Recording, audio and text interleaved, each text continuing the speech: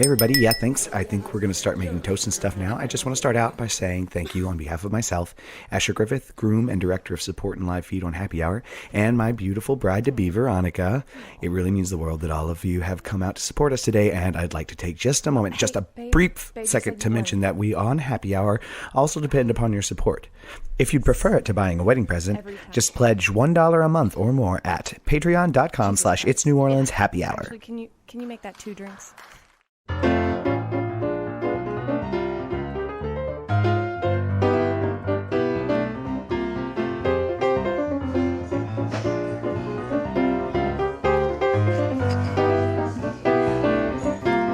It's Happy Hour again from Uptown New Orleans. Hello, I'm Grant Morris. Happy Hour is part of the family of shows on the podcast network, itsneworleans.com. When you walk into a bar in New Orleans and you pull up a bar stool, you never know who's going to be sitting on either side of you. What you do know is no matter what they look like, what they're wearing, whether they're just going to have a limousine or just going out of jail, they're going to be happy to talk to you. Because that's New Orleans and this is Happy Hour, a cocktail-fueled 60 minutes of random conversation with folks who have nothing in common. Other than we're all New Orleanians in a bar, today we're at the fabulous Wayfare on Ferret Street, which is a couple of blocks down from Napoleon Avenue, where they have a 4-hour happy hour here every day from 3 till 7 p.m. where drinks are half price and bar food is half price. I'm not making any of that up. That is absolutely true. 4 hours. 4-hour happy hour. That seems fair. Yeah, so you can do like a lot of drinking in 4 hours and be totally drunk for half the price that you would normally be drunk for on a regular weekday afternoon. I want to say, if you're looking for Andrew Duhon, he's not here today, so that's a sad situation for everybody, but there's nothing wrong with the guy. He's on the road. He's somewhere on the West Coast. If you're looking for him, you can find him at andrewduhon.com.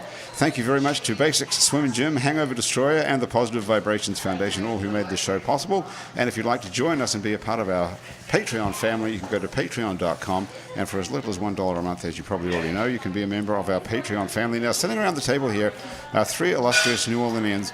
No one's looking at me. They're all on their phone. Oh, Laurie Tipton is looking at me. Hi, Laurie. Welcome back. Hi. It's so nice to be back It's on the so show. great to have you back because you are the person who has had the most popular happy hour ever of all time. The most listened to and the most downloaded ever. Oh, well, thank you. I actually had somebody come up to me, I think I mentioned this on social media at the Ace Hotel, and said, I listened to you on that podcast talking about your shallow vagina. That's what I think that's what got us all those listens, is the name. I'm telling you. You and your vagina. How is your shallow magical. vagina? Is just as good as ever? It is just as good as Same it's always as ever, been. okay. No complaints. Nothing wrong with it, Nothing. okay. I'll keep you posted. We never get a definition of shallow, I don't think, at the time, but we can get onto that later. Yeah, absolutely. I'm all about talking about it. Okay. And the legendary Billy Iuso is here as well. As shallow as they come. From Billy Iuso and the Rest is Natives, Yeah, one of New Orleans' great musicians. Thank you. I don't know how come you weren't born here. I didn't realize. I thought you were from here your whole life. I mean, look at me. New York is all over me. You can Is tell it? Yeah, you can see it. Look at it. You look like the most New Orleans guy in the world. No, I'm originally from New York, and I migrated down here because of music. I was opening for the Meters and the Nevilles, and they said, Right. You should live in New Orleans. And I came here in 1996, about this time, January 96. Really?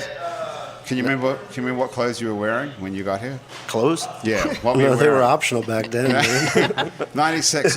Can you still fit into the same stuff? No, not at all. You're a lot skinnier then? Yeah, That for happens sure. to everybody. Well, you know, in New Orleans, you get skinny sometimes as you're running the streets, and then when you decide to stay at home with your kids and stuff, you plump back up. I'm plumped back up. You're back up? Yeah. You look good, actually. Don't you think, Laurie? Tell them the Thank truth. you. You look great. Well, I mean, thank I you. don't think you look New York enough. You need like a live, laugh, love face tattoo. Well, I've been gone a long time, so yeah. What is But I got the neck tattoo. So, Yeah, I saw that. Yeah. Do you have a tattoo on your neck? Yeah. What does it say? 69. 69. Well, hello. That's only on one side of your neck, though. That's right. What's the other side? Only half of me like 69. The bottom half. I'll come back to that in a minute.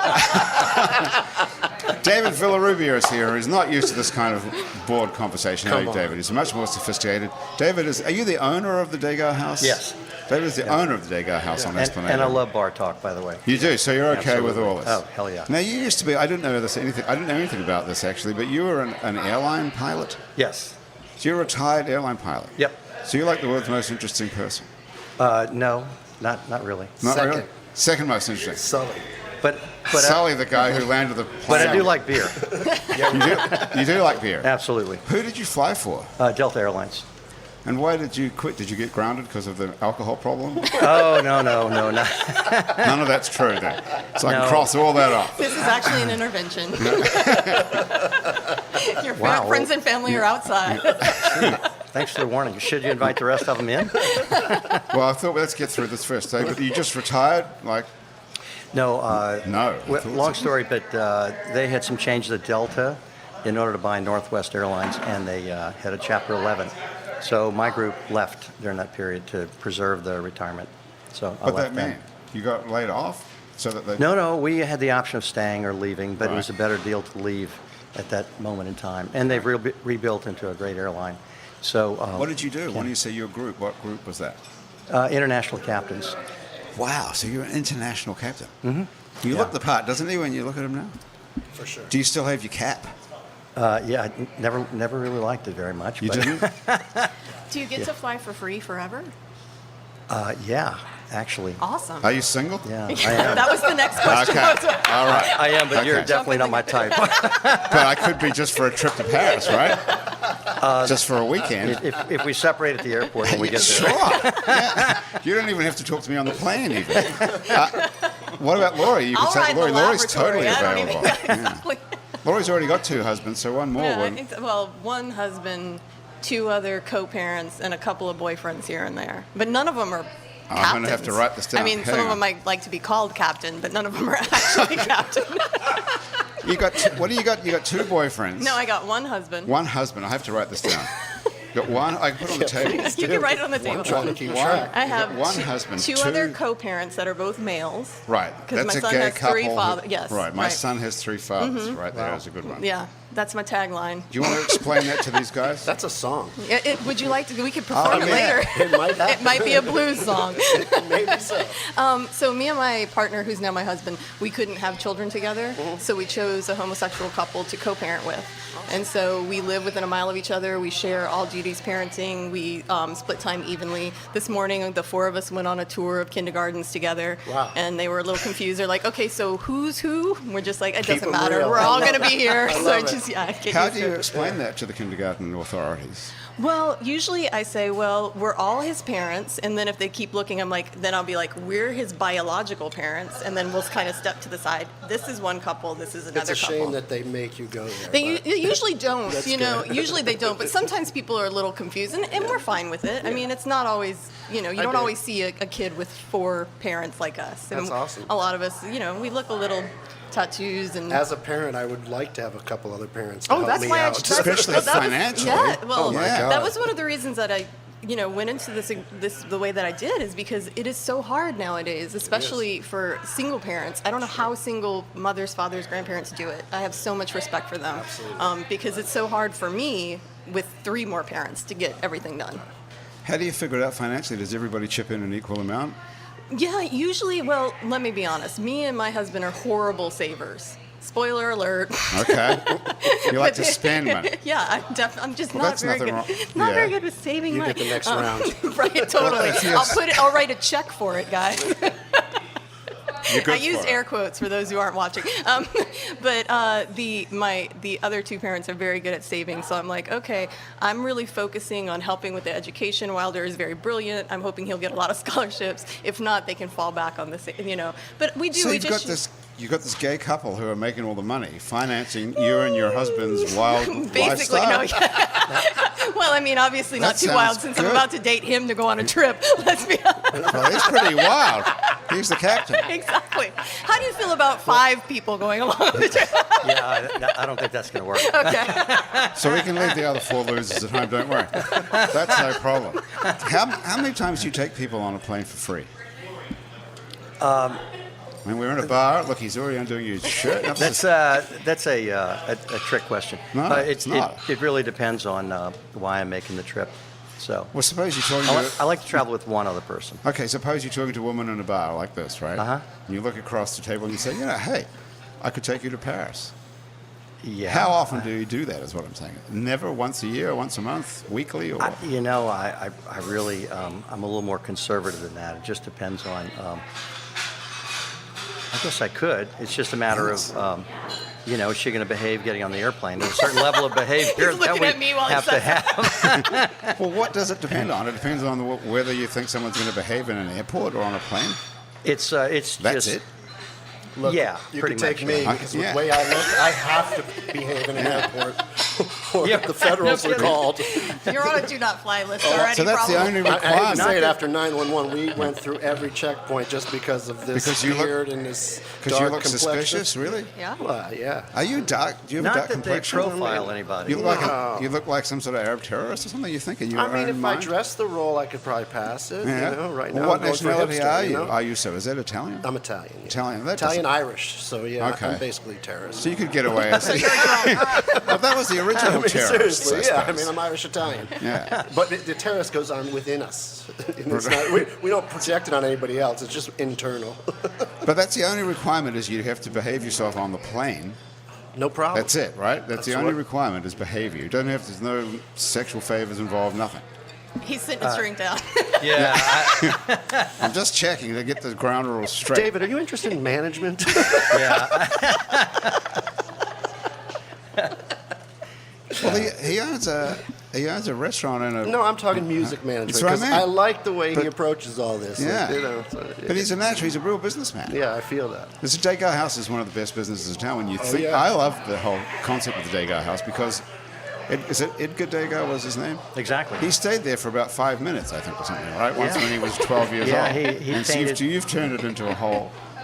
Yeah, he did quite a bit of work in the 5 minutes he was here, though. How long was he really here? Unlike For? most of us, right? Yeah, exactly. Yeah, how long was Degas in New Orleans for real? 4.5 months. 4.5 months. Right. Okay, so Bob Dylan was here longer than that, and so was Angelina Jolie and Brad Pitt. Oh, of course. Yeah. And who else? But how much of the time when they were here were they actually here? I couldn't I tell mean, you. I don't know. How much of all of us are actually here? That's Yeah. weird. Yeah. Existential Right now, are we questions. really here even? Would you I say? gotta go. So the guy was here for 4 months. Yep. That's all in his whole entire life. And he lived to how old was he when he died, Degas? He was 83. 83. Right. So you've turned that 4 months. I mean, that is pretty amazing that you've turned that into a whole The sort key, of a, I don't know what the right word is, but the key is that it's the only one. So, and he did prolific work while he was here. That He turned did. into the Impressionist movement. He wrote letters. Thank goodness for the letters, because it helps to put it into context of history. And the Impressionist movement followed, as he had predicted in one of the letters he wrote in New Orleans. So it was a transitional moment for him. So the length of time really doesn't matter as much as the fact that we actually have a house of Degas somewhere, and Paris does not have it. It's the only one. Where did he is live in here. Paris? Montmartre. And why isn't there a Degas house that where he lived? well, he never married. He never bought any property. He had. He bought this house while he was here. Oh no. He lived with family. His mother's family was from New Orleans, so he lived there. His brothers had immigrated I didn't know over. any of this. Wow. This is- Yeah. Yeah. I'm learning all kinds of things. This is awesome. But I mean, the way you capitalize on it, it's awesome. I mean, when I write a song, some take me 2 minutes, some take me years. And the 2-minute one usually is the one that people. So, you know, you Yeah. capitalized on that in your own So world. you could Yeah. you could did. start up the Iuso house. I already have. It's right over there across Napoleon if you want to stop by. That's where you live uptown on Napoleon? Yeah, I live in this neighborhood. Okay. Well, David can help you out and set you up with the whole business, and you can put a bed and breakfast in there. No, I'm going to stick with where I'm at. But What do I'll you leave go. that to the professionals. What do you? So you have. It would be better if he were deceased first. Oh well. Let's see how wow. let's see how the It's show coming. goes. No offense. Well, coming, as don't your worry. as your manager, you're just going to have to go. Lance. I am in the music business and 50, so, you know. So Oh, you you don't look 50 at all. Well, you're not quite 50. No, That's I'll be right. 50 next week. Oh, Yeah. well, even next week, I Dave, don't who's think calling? it's Who is it? That's You want to take it? No, my take office it. will pick it up. Okay. Thank you. So your phone is forwarded to your office. The office phone is forwarded to me. I see. I see. But you Yeah. don't pick it up, so there's someone at the office. Who's at the office? Yeah, they're there. So, Do you have full-time employees? oh yeah. How many Yeah. people work down there? Well, we have about 6 full time. Wow, it's a And pretty good business. some part timers too. Well, we do a lot. We do weddings. We have guided tours of the house with the great grandnieces of Edgar Degas leading the tours. The great grandniece. So, yeah, how about that? That's awesome. I've never heard of a great grandniece of Edgar Degas. That sounds like another song, actually, though. Yeah, like a country have- music song. Yeah. What does a great grandniece look like? Well, they are retired ladies who Okay. have been with me for quite some time. I guess the first one's been with me about 16 years, and the other one 12 or 13 years. So what happens And- when they retire? Could Laurie take over? Who would know? I right? need to get a period costume. Well, who would know I might whether you have got a one. great grandniece? So they Shouldn't don't be hard dress to up. find in this city. Right. They're not dressed up though, are they? They're just No, taking no, people they're- on tour. You could wear your regular Oh, outfit. okay. Yeah, you can do I was that. hoping I could dress up, honestly. Well, you could. What era was Degas here? What years was it? 1872 and 3. That's sort of. That's sort of my. I don't know. You can pull That's that my. off. Yeah. Yeah. You have to hide these tattoos. Now you've got neck tattoos as well, I right? do have a neck. What's tattoo. on your? It says, neck? "Heavy hangs the head that last night wore the crown." Heavy hangs the head. You think it says that, but it's on the back actually. Yeah, I've had enough men tell me that's what it says. Okay. So you have a bunch of boyfriends as well as. Well, honestly, The to be husband. completely honest, right now I don't have a bunch of boyfriends. I've been keeping it low because I've been writing a book. And that's been taking a lot of my time. And Right. it's really hard when you're just out there trying to live everybody's sexual fantasy. You don't have as much energy for your own writing. And so I've been putting love on the back burner for a little while, to be honest with you. To become a novelist or I'm writing a memoir. And it's actually not about my shallow vagina. it says, is your vagina? No one's going to buy it. No. There's- Is there a chapter? I mean, there might have to be an epilogue. What's it called? The book. The book is called In the Heart, Not the Head, an MDMA memoir. MDMA I'm is. familiar with that term. Yeah. Billy has something to share. I mean, no, I'm older than that. I was more of the old school drug user, but I More do know of a what sort it of is. pot and cocaine Yeah, era. yeah, that was definitely more my thing. So acid. MDMA is ecstasy. Right. It is. And I was, last year, I was one of the few people in New Orleans who was part of an FDA trial to treat severe PTSD with MDMA psychotherapy. Okay, there's a lot of letters there. Yes, Severe it's all the acronyms. I'll take a vowel. Severe PTSD, that's post-traumatic Post-traumatic stress stress. disorder. And what did you have that from? Well, I have had several. Well, do we want to get dark now? Because I'm all ready Yeah. for it. Okay. Okay, well, we've got a couple of drinks. We'll have a dark bit, and then we'll have Billy play a song and lighten Perfect. it up. Okay, so let's do the dark So bit. I've Okay. been through in my life a few apex traumas or very significant traumatic events. The first one Can we would have just stop for 1 second? What apex is what? an apex trauma is like a significant traumatic event in your life. So in other words, instead of like long-term chronic trauma of maybe having like a hard childhood, it's like an event like wartime might be an apex trauma. Okay. For me, I suffered quite a few in a short amount of time. The first being my brother overdosed on painkillers when I was 20 and he was 22. And then a few years later, right before Hurricane Katrina in 2005, my mother killed 2 people and herself. And I was the one who discovered them. And then Hurricane Katrina happened. And then after that, in 2006, I was raped and became pregnant from that rape and had an abortion. Yeah, I told you I was going to get dark. All right. I told you it was Pretty- going to get dark there for That's a pretty incredible line of events to Yeah. happen to anybody. And So- over what period of time was all this? 1 year, So 2 years, 3 years? 1999 to 2006 is when all those things So it's a happened. to me. 7-year period of. Of bad fucking luck. Yeah. Really. Holy shit. Yeah, and so a lot of people don't necessarily realize that about me because I'm very high functioning and really funny and Yeah. great to be around. Yeah, and you're a bartender and everybody loves you Right, and you're yeah. a celebrity. And so it's been obviously like a lot of people who suffer from PTSD. It's something that really affects your day-to-day life. You know, I had because of that trauma, a lot of fear and anxiety constantly. And I had tried everything to really deal with that, you know. So I had done pretty much all the routes you can think of that are legal, including, you know, traditional with therapy, you know, antidepressants, anti-anxieties, and then I had even gone to like Rolfing, you know, yoga, meditation. And none of those things really had any lasting effects for me. So I was really, struggling and very suicidal at times, to be honest with you. So when I got the ability to be in this trial, How did that happen? How did they find you? How did you find to be honest with you, I found it on social media, which is really awesome. And if anybody's listening and is interested in these trials, you can go to clinicaltrials.gov or maps.org and look at their clinical trials that are going on right now. Why were you looking at that? Well, it came up just as a post. I follow MAPS, which is the Multidisciplinary Association for Psychedelic Studies. I follow them online, and it just came up in like you follow my that feed. David, right? Too. He must. Yeah. Okay.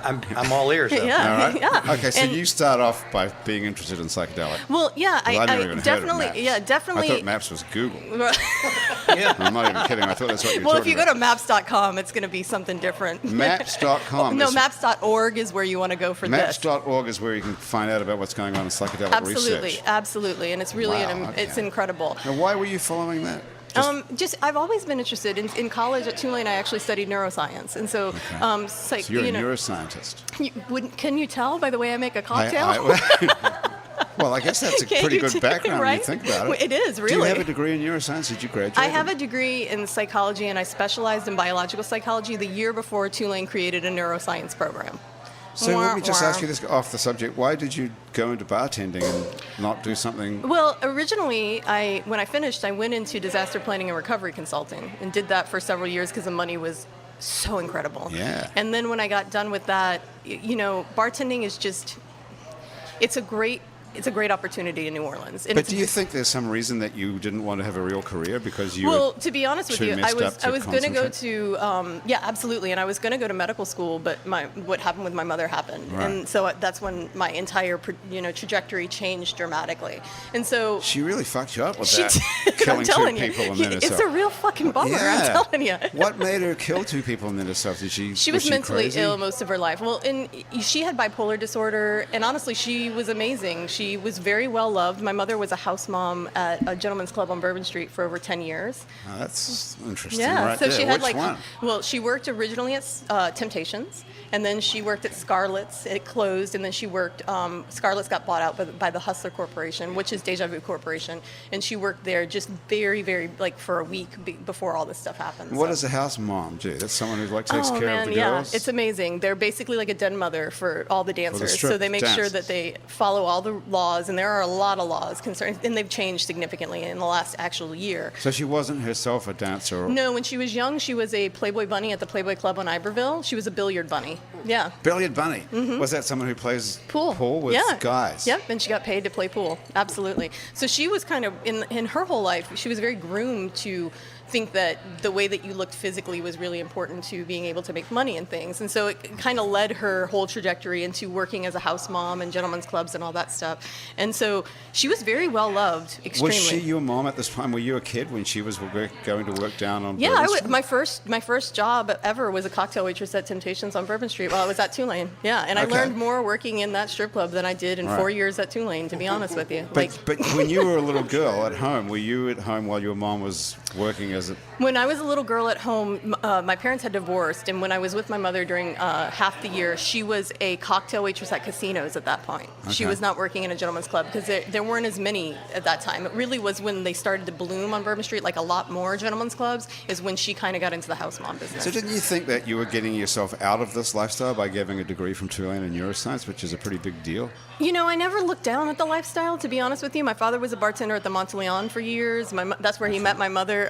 I never looked down on service industry. I still don't. I think it's amazing. And so I didn't really think of myself as escaping that. I did think I would be in a much more academic situation than I am now. And it does at times wear on me that like the most interesting things I get to talk about at work aren't always what I want to talk about. And I do as a bartender, though, you would be surprised at how many interesting people sit at the bar. And I do get to talk about neuroscience. I wouldn't be surprised at all, actually. Especially in New Orleans. It's unbelievable who you can meet sitting at a bar. It really, really is. Yeah. Okay. So who did she kill, your mom? She killed, my mother was a lesbian, and she killed her ex-girlfriend and her ex-girlfriend's new love interest. So she busted them together or something and got jealous? Or? No, it was jealousy, definitely. But she didn't catch them like in the act or anything. It was what they would say a crime of passion for sure. But nobody knows exactly. I have my own theories. I believe that the two of them, the couple, that my mother's ex and the new girlfriend, went to my mother's house to talk with her because they were all very close. And so I think they went there to kind of talk with her and explain what was happening. And my mother was not mentally stable. She hadn't, at that point, she hadn't eaten or really for a few days. And my mother was a very skilled shot. So she had taught firearm safety classes. I'm honestly, she was very, so she was able, honestly, she shot them both through the heart and herself through the heart, one shot each. And that was it. Wow. Yeah. On that note, yeah, well, let's get another drink. We're going to have a drink, and we're going to come back to the story of how you got into. I can see why you wanted to do the MDMA test. Well, yeah. What's going to happen is you're going to tell us that the MDMA saved your life, basically. Yeah. Okay, let's get on to that in Yeah. a minute. First of all, Billy Iuso is going to play a song off his new album, which is nominated for Best Album of All Time in the History of Recorded Music. Yeah, that's it. It's called Home by the Sea. And do you know, guys, you've seen Billy play, obviously. Yeah, Lori. he's played at Ace before. I played at the Ace. This yeah. guy's the real deal. David, are you familiar with Billy Iuso and the Restless Natives? I am David, now. I have seen you spinning in the front row. Yeah, I'm right. This guy is a legend and an amazing musician.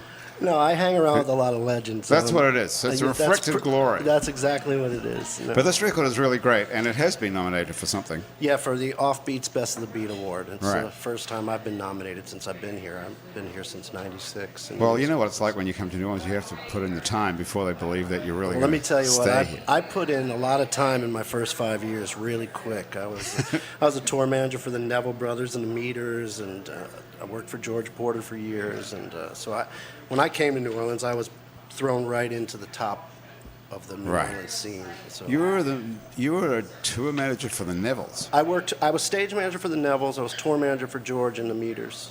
You must have about as many good stories as Laurie, I would think about. I got a lot of stories, and it's a book worthy, but these are my friends. You can't really I tell gotta wait them. till they check out before Yeah. I put the book out. Well, you better stay healthy because you need to outlive them. Yeah, exactly. And George Porter will definitely outlive me at this point. He is looking good, and he's great. Yeah, he's one of those guys. He's an inspiration to us all. So you here. turn 50 this week, next week, 26th the 26th Yeah. of January, and so. Pull it together. I man. know. I have to write it down, otherwise You're I the don't host, know. man. Pull it together. So you have a birthday party at Tipitina's. Yes. On that The 25th. The 25th. So at midnight. Friday. At midnight, I. And that's your actual birthday. Yeah. So Friday the 25th. Yeah. You're playing at Tips with a whole Yeah. bunch of also. I have my band. We're going to do a set of my music, and then the second set we're going to do songs from 1969, and I got guests like Brian Stoltz, Russell Batiste, Johnny Vodakovich, Reggie Scanlon, So all many starting. more Okay. people to announce. So the 69 on your neck is the 1969. Yeah, it's the year I was born. Okay. Yeah. And you're reserving the other you know, side for the year if you the die? right or- person asked me what it's for, you know, for you, It's- it's the year I was born. Okay, what are you going to play? I'm going to play a song that I wrote about a place that I go to. It's really a love song, but I like to write songs that don't necessarily, like you listen to it and it might have a different meaning for you. So Okay. this is a song I wrote about the island of Jamaica, which I plan to retire to pretty soon. So it's called Gentleness About Her.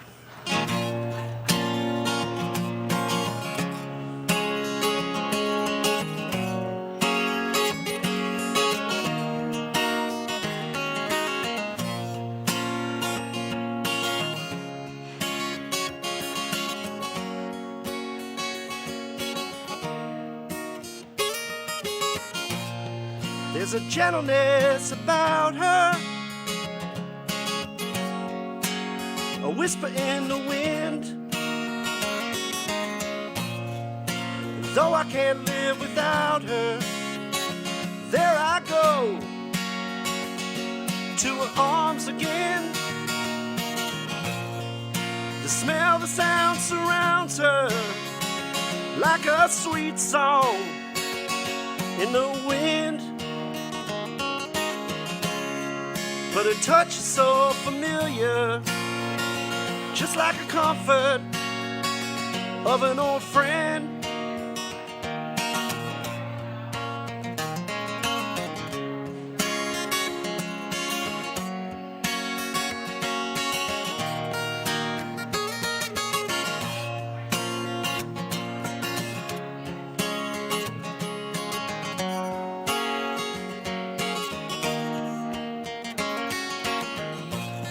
There's a gentleness surrounds her, gets under my skin. And though I can't live without her, there I go, back to her arms again. The smell, the sound surrounds her like a sweet song in the wind. But her touch is so familiar. There I go there I go.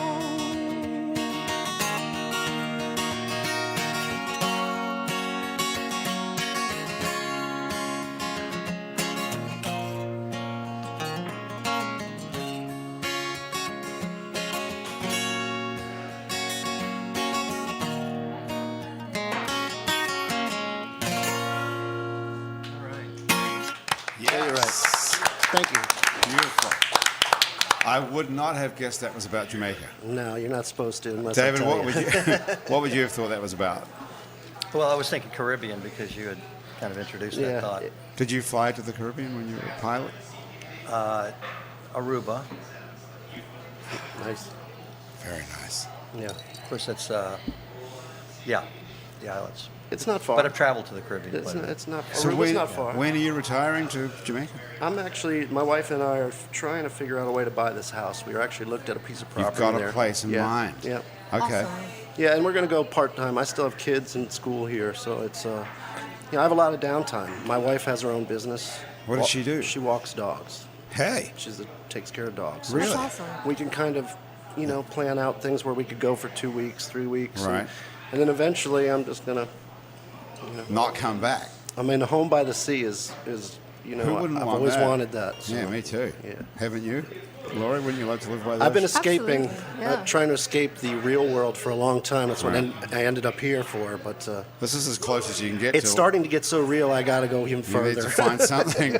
What about a country where they don't speak the language, where you could be I'd love to. like I just can't Mexico? afford most of them. Well, Mexico is Mexico, cheap. I could, but I fell in love with Italy too. But That's nice too. It's so too how much far. do you have to pay for a house in Jamaica on the sea? well, the one that I found is very, very cost efficient. It's a one-time opportunity. Right. I don't really know. I think that there's a range from anywhere from $10,000 to $1 million. It's Well, just. yeah. But I mean, if you're in the middle of nowhere in the country, there's houses everywhere for nothing. But I'm looking in Negril, which is Okay. a tourist destination, and I found a nice little spot that it's not on the market. So, It's that's personal. what I was going to say. You have to snap it up before somebody else. That's kind of what I'm thinking. But unfortunately, I'm a musician with not too much savings. That's so. the problem. Well, Laurie can hook you up with a couple of homosexuals who make a lot of money and apparently can Maybe put you in have- lavish I have 3 children to share. Right. Yeah. Well, maybe you have a great grandniece over in Italy. That could help you out. What about a GoFundMe page for that? Oh man, I know it sounds ridiculous, I've but- done that for records, and you always feel like you're attached to people after that. Like I'm sorry I didn't send you the poster with my signature. Why on didn't it. you send it?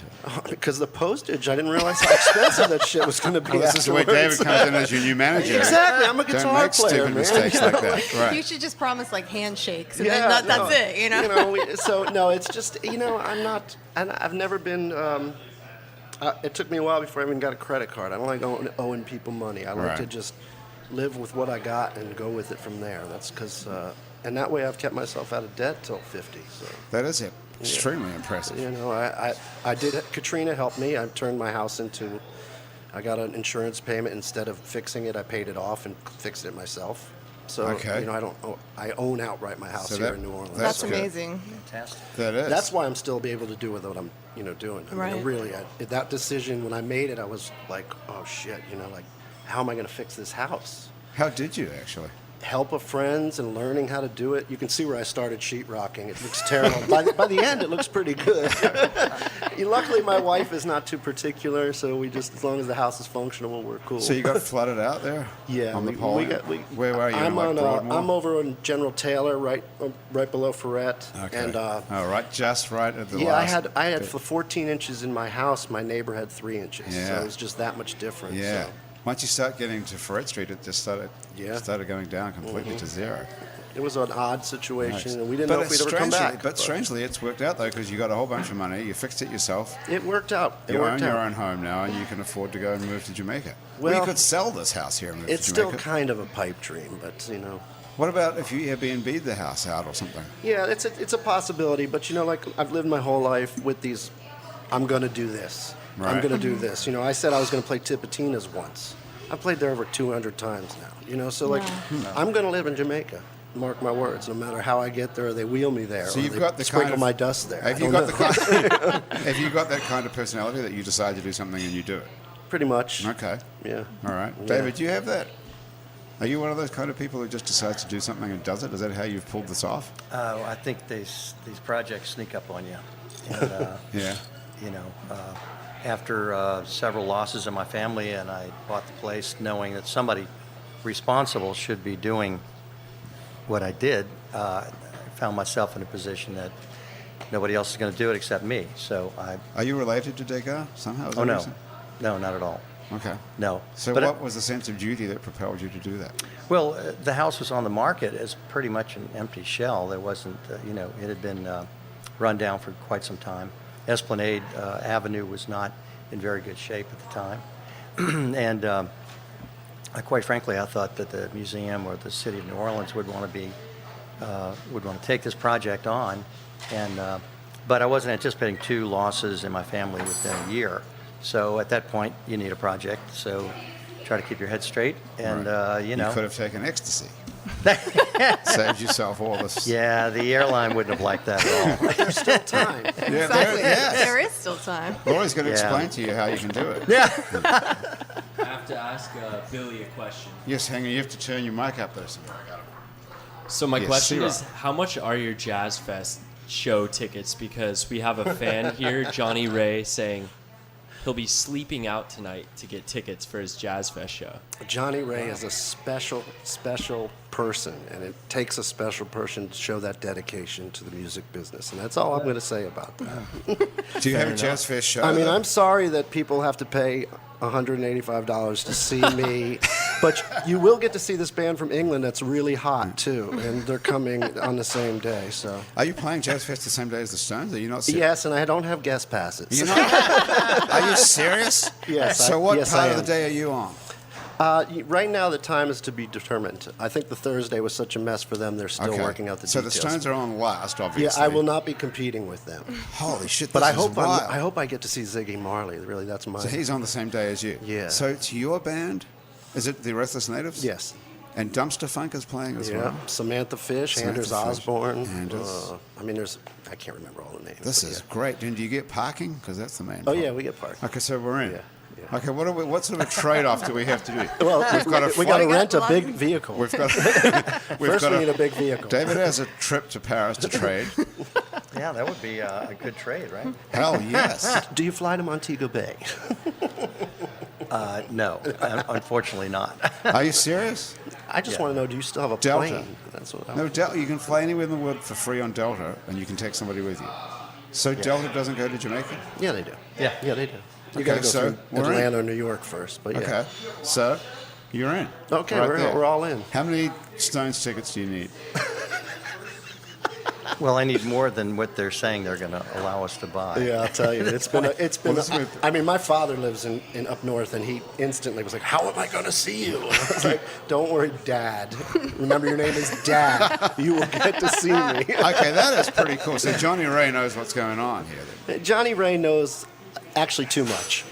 That's all I'll say. He knows. Okay. He knows the scene inside and out. Yeah, Okay. he's a super fan. All right. So he's on it. Did you know? Are you going to the Stones show I doubt it. I'll probably be working, you know. that day? Yeah. What day is it? It's a Thursday. The Thursday the 2nd. Yeah.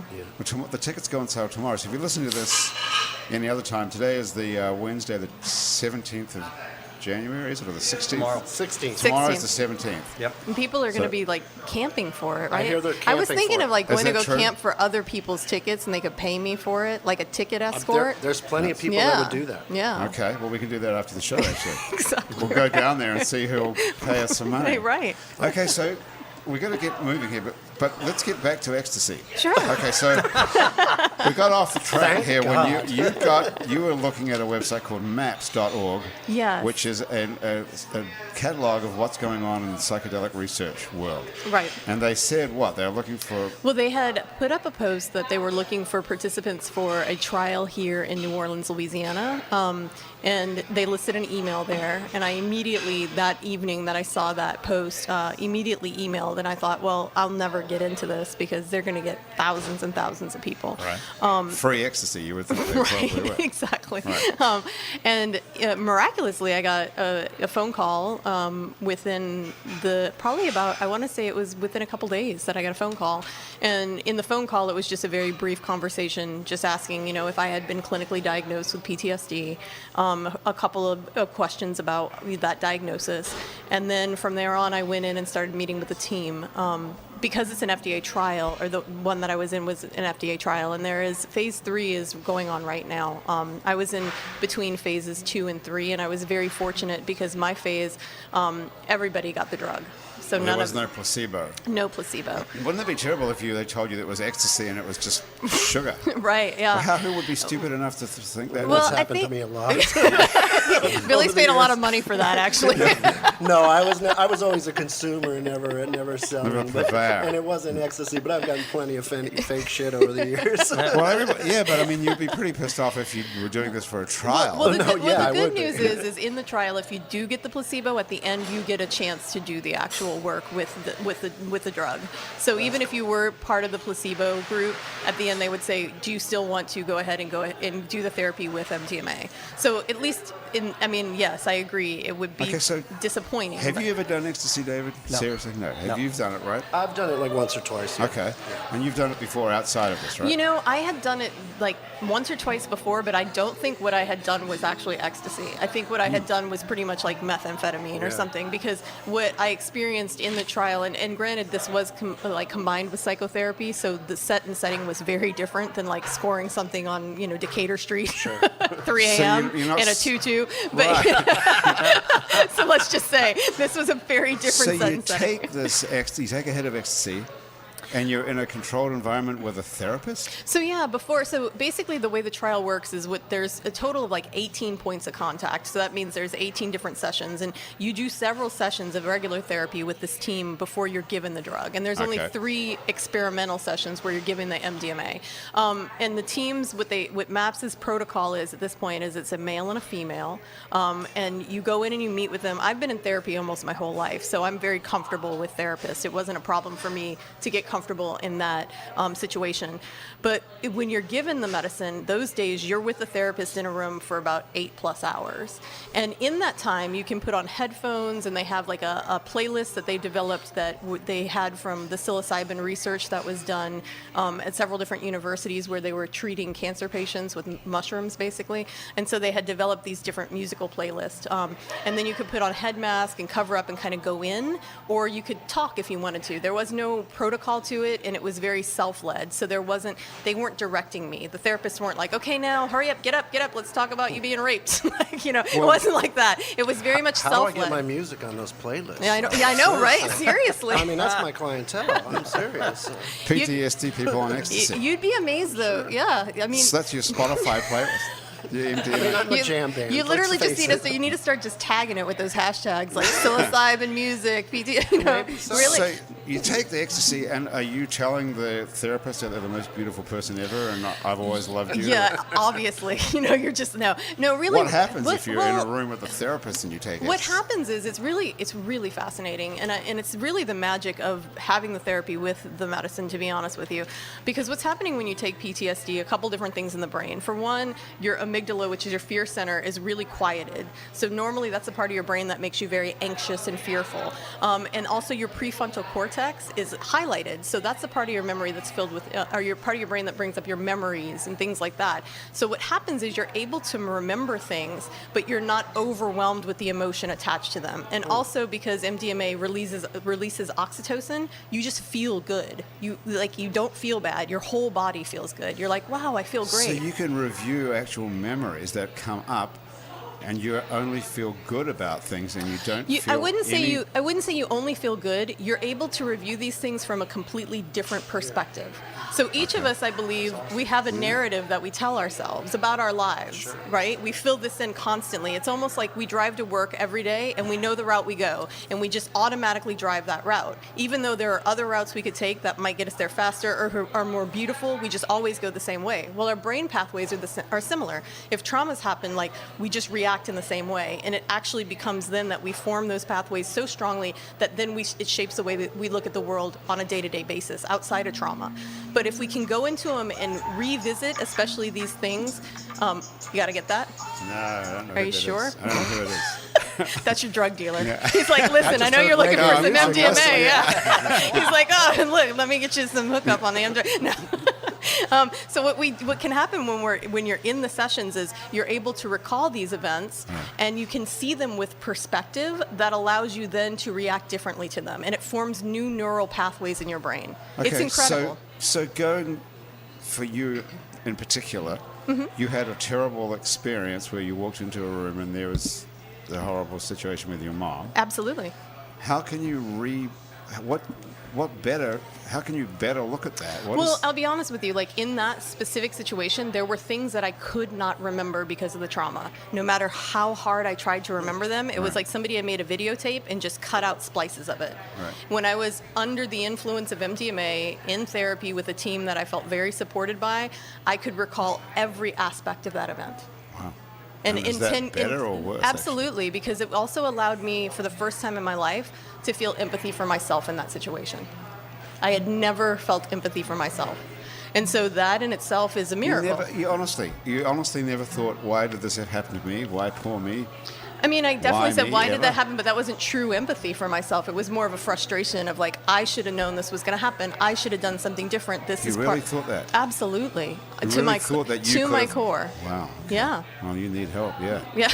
Okay. I mean, that's terrible that you really thought you were responsible for it. Absolutely did. And you would be surprised that so many people who suffer trauma, shame is such a huge component of it. We don't even realize, too, just how insidious it is. It shapes the way that we react to ourselves and just the negative self-talk that comes out of that. When my whole life, if I didn't do or perform to the level I thought I should, which is why I was such an overachiever, I was constantly talking down to myself. So I could never really enjoy anything. I mean, I think that goes with human nature. I mean, on many levels. I mean, as you're growing as a teenager, you go through that, like the shame and it's molding yourself in that way. I mean, so it makes a lot of sense. And I mean, I get where you were able to see it from a different perspective. Yeah, I think it's really the miracle of that. It's perspective, right? Yeah. It's a change in the narrative that we tell ourselves, and even if that doesn't it's not like then I can always just feel high on ecstasy, like I feel great all the time. But having seen something, you can't unsee it. Mm-hmm. Right. And so it's an inherent knowledge. And, you know, I've been in therapy with my regular therapist for years, and I stayed with her during this whole process.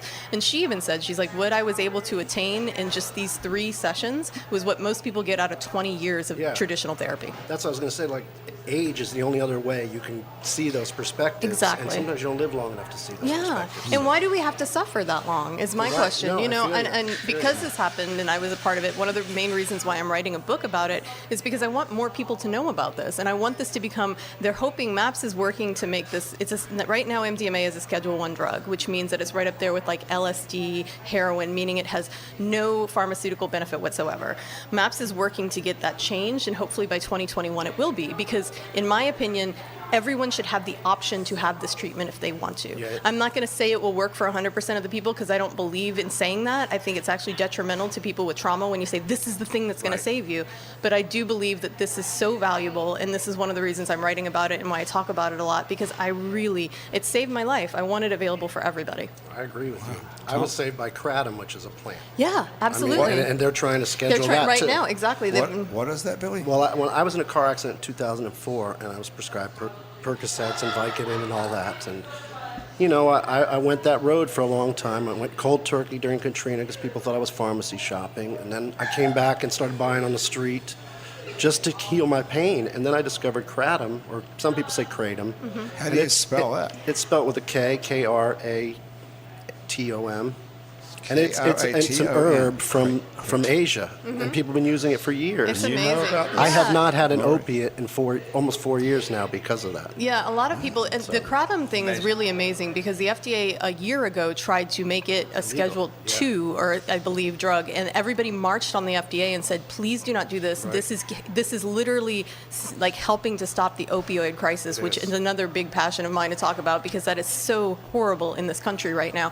And kratom, they have kratom bars bars in places. They have one here Yes, in New Orleans, did. don't they? I don't know if they still do. Yeah, but and so they did, you yeah. can. It's right in the Degas House. No, but Yeah, it it's- saved me too. I could Yeah. not. I didn't even See. realize that I was doing what I was doing. My wife started pointing it out to me, and I didn't know it had a grab on me. I had done drugs my whole life and able to put them down. And I went through 10 years of doing cocaine and then just didn't do it again. Right. And then other things. So I always thought I had control on that shit, but the pills, because they're synthetic and stuff, they really grab you. And I know it works for heroin people, but like you said, the key thing is it's individual. Because some people it doesn't work for. Right. But for me, it worked, and it should be available to people. So how did you actually get off the opiates and just from taking crack? What does it look like? Is it It's a pill? powder. I get it in a powder form, and I mix it with orange You juice, still and I drink take it. I'm still taking So you it. have to keep taking it. You don't. A lot of people I, don't. Because you but- put I it have down chronic and pain. You do still. Oh, yeah. I have piriformis and sciatica, so I deal with chronic pain. So I take it for that. But I went from a high dosage to now I'm just like on 2 or 3 grams at a time, which is basically nothing. And also, it doesn't impair you, so you can No, still not at work all. and drive No. and do everything. It's nothing. No, there's no high on Yeah, it. and I think also, like, going to what you were saying, Billy, is it's really hard when you're prescribed drugs. Also, it's easier to get hooked to them because I your thought I doctor was is doing- telling you yeah. this is what you need for your pain. They were giving me 90 Vicodin 10s a month. That's insane. That's insane. Yeah, and You so know, it is amazing to have kratom. Can and, you and still get them now? So we just- hell no, and I don't your, want your to. drug dealer's about to call again. I can call that guy back and see if he can help you Trade out. it for some MDMA. No, but I mean, that's and I commend you on what you're doing. Thank Because you. More David, people what need to kind know of about drugs that. are you on? Grant, what kind of Baby drugs aspirin are a you day. Baby? Are you doing that for your heart, really? on? Yeah, Yeah. Good, man. Does it work? he's still here. Did you Yeah. have a heart problem? No. So you just take Not it at all. as a preventive, It was a suggestion. as a prophylactic, as they say. Yeah. It's a suggestion from your doctor? Yep. Okay, not from the drug dealer. Okay, No. listen, Billy, before Yeah. we get... Hey, Thomas, did you want to say something before... No, you're moving on? Okay. Billy, you want to play something else? You want to play something off the new Sure. album? Or I'll play something what? older. Okay. We'll take it up a little bit, I guess.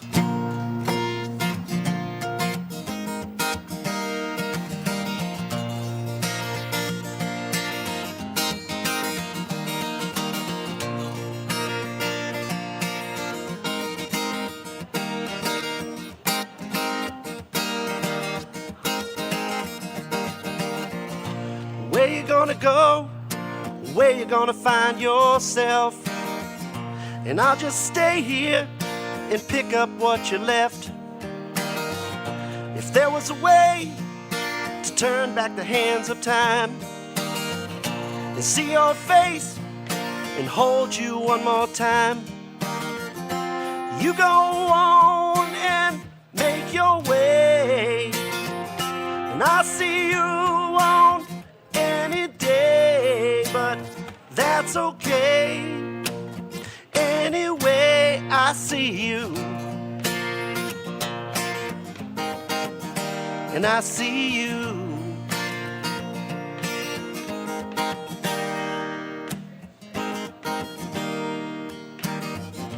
Where you gonna go? I won't be far behind. That being said, it's all just a matter of time. If I had wings, I'd fly away from here and fly so high, fly to you, my dear. You go on and make your way, and I'll see you through any day, but that's okay. Anyway, I see you, and I see you. Where you gonna go? Who you hoping to find? And I see you, and I see you.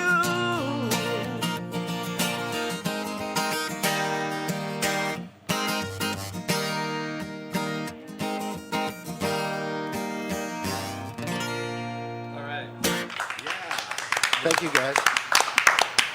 Appreciate it. Very nice. Indeed. Is that... Now, what's that off? What album is that off? That's off Naked.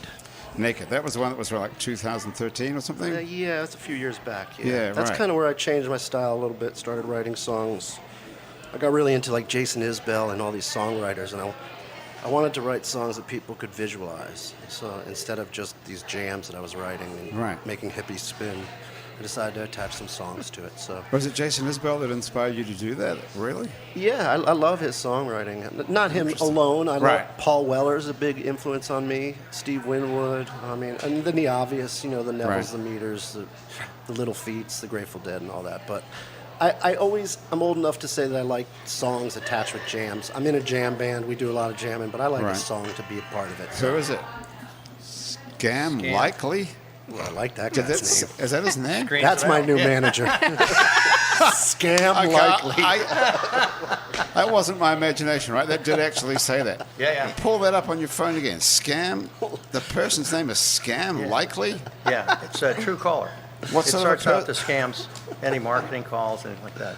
Hey, talking to the mic a sec here. That's awesome. Come over Oh, here. sorry. So that says when the phone rings and it's like a telemarketer, it's telling you this is exactly. likely to be a scam. It's a scam. Scam It's likely. just an app.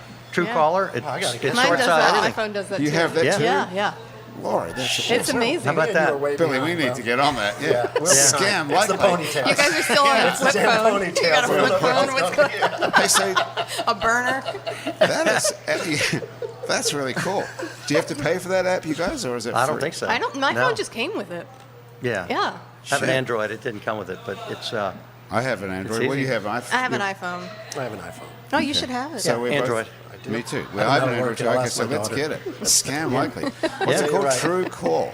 True caller. True Caller. Okay, that's definitely. I'm looking into that. Yeah, Just me for too. the Scam Likely alone. I thought it was something. Yeah, I thought it was you. That could be my manager. Yeah, Scam Likely. I'd like you to be my manager. So, are you looking for management really by the sound of it? No. Not really. You No, do it I've always yourself? kind of do it all myself. I mean, you know, if the right person came along, and there are a few out there that I would definitely take, but it's kind of nice having the control at this point. I mean, I've been doing this a long time. Right, so Since you're I not- was 17, I'm going to be 50, so. So what would a manager do for you that you couldn't do?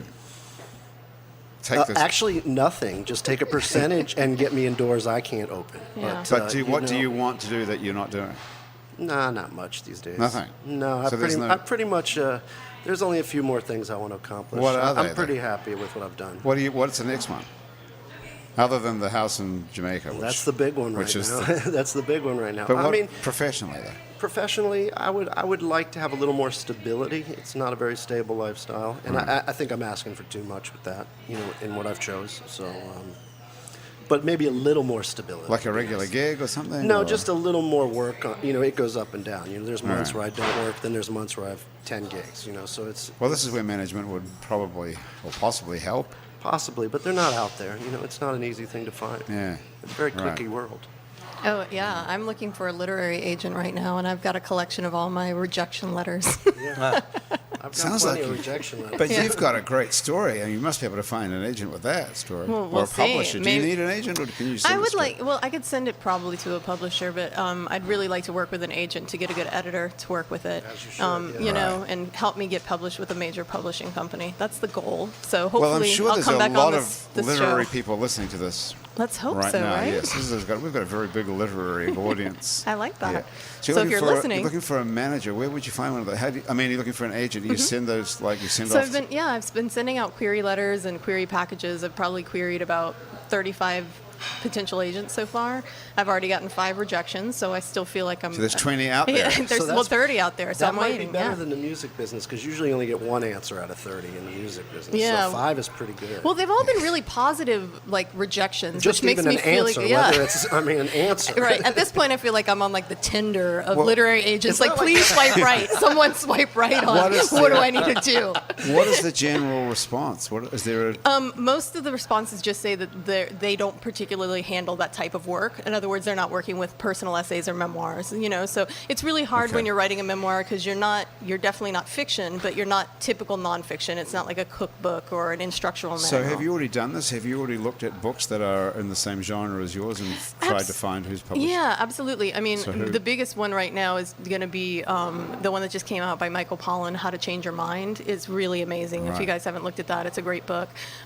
You know, but he went with he's kind of of. He's already famous when you wrote exactly. that book. So right, it wasn't like there's not at this point. There aren't a ton of psychedelic memoirs that. There aren't any that I know of that are about being a part of a trial. Like, people write about their drug use, but usually it's more illegally. The cool thing is I get to write about it legally, which is really awesome. It sounds like there'd be some sort of tie-in with the National Institute of Health or some sort of respectable type. Yeah, I think so. It's just also, it's written from my own voice, and as you know, I have a... Maybe I'm not as...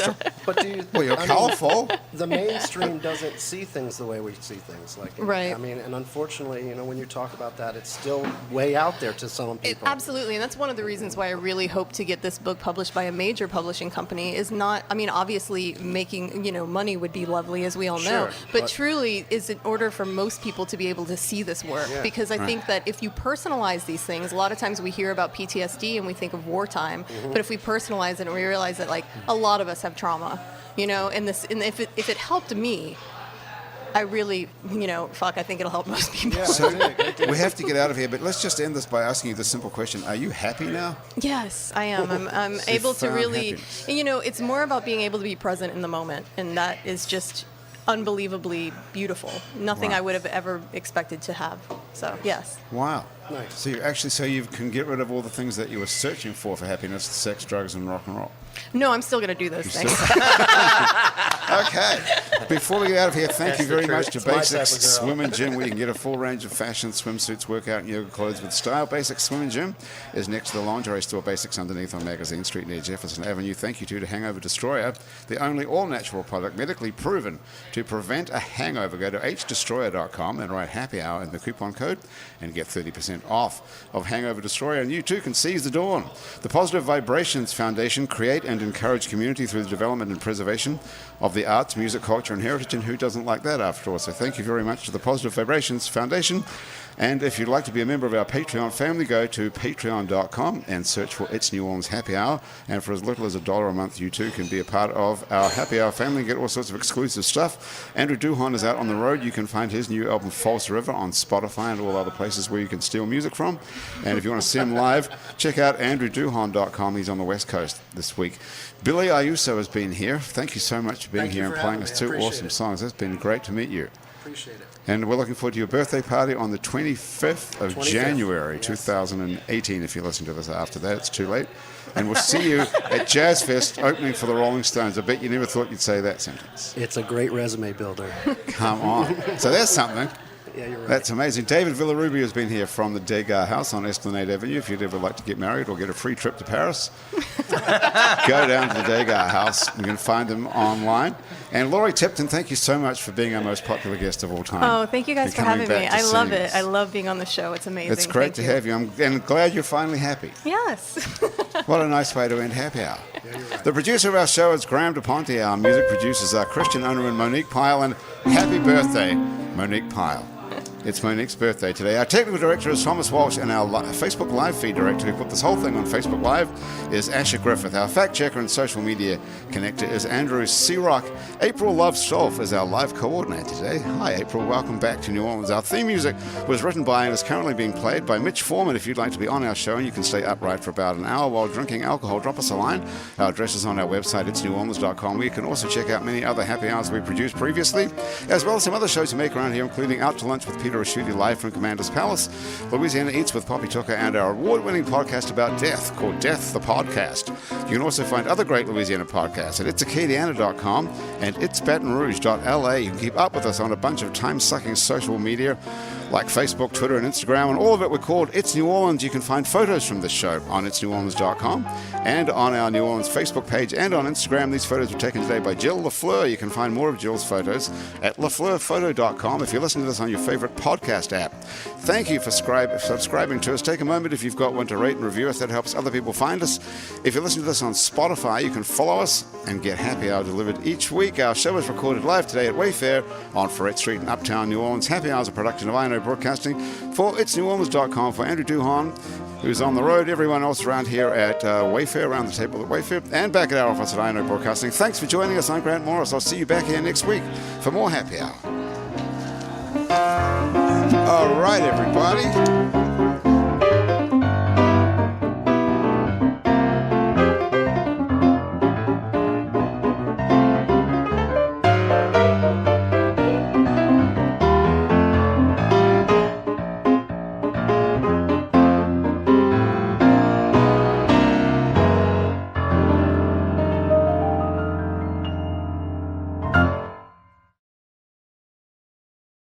Let's be honest, there are tons of ways to send money back home, and every company promises me the same things: good rates and safe transfers. That's why it can be overwhelming to choose a new way to send money. I switched to Remitly because I can track my money every step of the way, which means I know exactly when my mom will get her money. And with their extensive payment network, my mom can receive her money in a way that is more convenient and safe for her. You should check it out. Go to Remitly.com or download their app to get started. Remitly Inc. is a licensed money transmitter by the state of New York, California, Massachusetts, and other states.